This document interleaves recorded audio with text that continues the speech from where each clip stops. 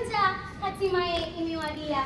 Bukra takichea hii ninateremea kwa furaha isiyokuwa na kifani na kumshukuru Maulana kwa neema na mapenzi yake. Basi mtazamaji na msikilizaji wangu, nafahamika kama Najma Isaac, popote pale ulipo, nachukua fursa hii kwa pamlahaka katika habari zetu za runinga ya Kisima, gatuzi la Samburu.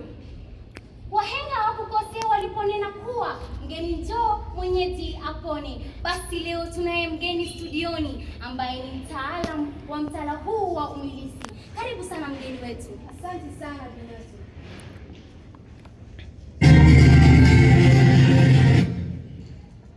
Tamasha la drama la Kenya ni mojawapo ya matamasha makuu zaidi barani Afrika. Wanafunzi kutoka pembe zote za nchi hujumuika pamoja kuonyesha vipaji vyao kutoka tarafa ndogo hadi kitaifa.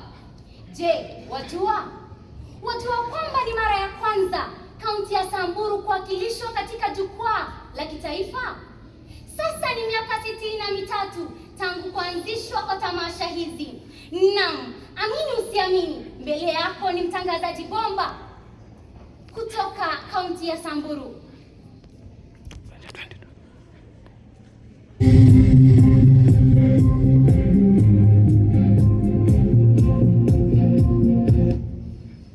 Taarifa zetu za leo zinahusu mafanikio chanya ya moja kwa moja kwa mwanafunzi wa sekondari ya juu, yani senior school.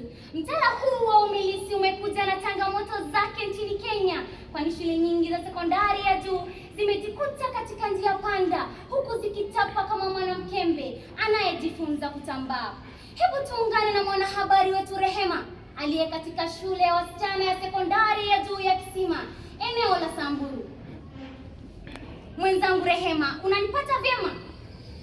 Naam, nakupata vyema mwenzangu Najma ukiwa studioni. Kama mnavyoona katika shule ya wasichana ya sekondari ya juu ya Kisima, eneo la Samburu.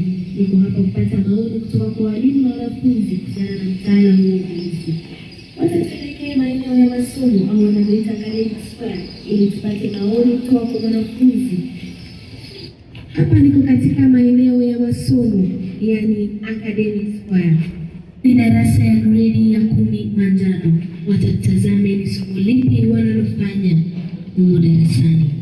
Naam, hamjambo. Hamjambo. Ni somo lipi wanalofanya sasa hivi? Somo la kazi ya vyuma. Na naomba utueleze majina yao. Kwa majina yanaitwa Tukaji.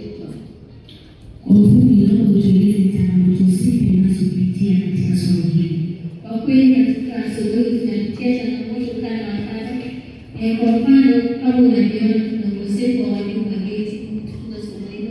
Vile kuna ukosefu wa vifaa mbadala vya kutumia katika somo hilo. Ni kipi unachofanya unapofanya somo hili? Kwa kweli somo hili lina manufaa tele kama utayarisha wanafunzi kwa kazi ya baadaye kama kuwa mhandisi. Pili, kusaidia katika maendeleo ya nchi kama ujenzi wa daraja. Naam, asante. Asanteni sana wanafunzi kwa muda wenu. Karibu kwa studioni Najma. Na mweza changia maoni yako katika mitandao yetu ya WhatsApp kupitia nambari 0722111999 au ukurasa wetu wa Facebook KGHS TV. Karibu tena kwenye studio zetu mgeni wetu. Naomba ujitambulishe kwa watazamaji wetu. Asante sana Bi Najma kwa kunikaribisha. Kwa majina anaitwa Bi Faizun Fardosa. Mimi ni mtaalamu wa mtaala huu wa umilisi. Naam, Bi Fardosa. Naam. Unadhani mtaala huu umeleta mafanikio yoyote? Naam Bi Najma. Naam. Kuna mafanikio kemkemu ambayo yanadhihirika katika maisha ya mwanafunzi wa umilisi. Wanasema barabara ndefu haikosi upindo au matuta. Hatuwezi lenga tu mafanikio huku tukipuuza changamoto za mfumo huu. Kwa mfano, sehemu kama vile Samburu, wanafunzi wa somo la kazi ya vyuma wanapitia changamoto kadha wa kadha, jinsi tulivyosikia kutoka kwa mwanafunzi wa sekondari ya juu ya Kisima, eneo la Samburu. Bi Fardosa, mwanafunzi huyu anataja changamoto kama vile ukosefu wa walimu waliohitimu kufunza somo hili na ukosefu wa vifaa vya kutumia kujifunza somo hili. Waona suala hili laweza kushughulikiwa kivipi? Nakubaliana naye 100% kuhusu changamoto hizi. Naam. Serikali imeajiri walimu zaidi ya 1100. Kwa hivyo, natumai inaweza ajiri walimu waliohitimu kufunza somo hili wakati itakapoajiri walimu wengine. Naam, sasa hivi kabla walimu hawa hawajaajiriwa, swala hili litashughulikiwa aje? Watu wenye ujuzi katika nyanja hii wanaweza letwa shuleni ili kuelekeza wanafunzi jinsi ya kushughulikia somo hili kabla ya walimu hawa kupatikana. Na je, swala la vifaa? Nafikiri watu watakaokuja kuelekeza wanafunzi watatumia vifaa vyao kabla ya serikali kujumuika kununua vifaa shuleni. Kwa maana jambo hili litachukua muda mrefu sana kushughulikiwa. Na kupata vyema Bi Fardosa, unadhani mtaala huu umeleta mafanikio yoyote kwa mwanafunzi? Ndiyo Bi Najma. Hebu tuangalie somo la sanaa. Huoni kuwa drama pamoja na mchezo ni mazao ya umilisi? Nakubaliana nawe kabisa katika swala hili. Wanafunzi wengi wameweza kuonyesha umahiri wao na talanta katika nyanja mbalimbali.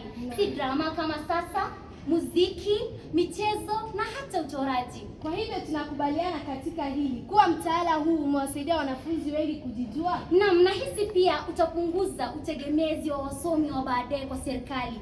Watakuwa na talanta na uwezo wa kujikuza na kujiajiri. Ni mfumo mzuri wa kukumbatiwa. Hebu tutazame maoni ya watazamaji wetu kupitia mitandao yetu ya kijamii.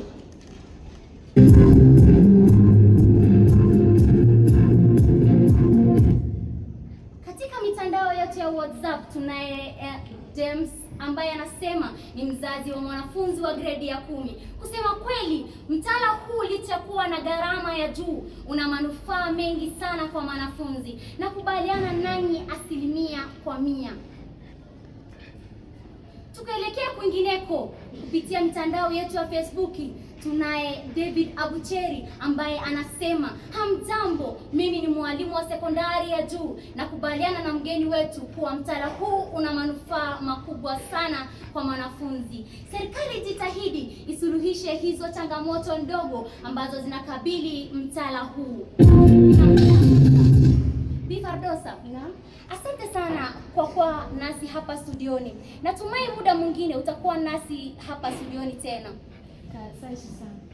Na mtazamaji, kwa kuwa umejionea mwenyewe mtaala huu wa umilisi uliofunga kazi, susia uchekwe.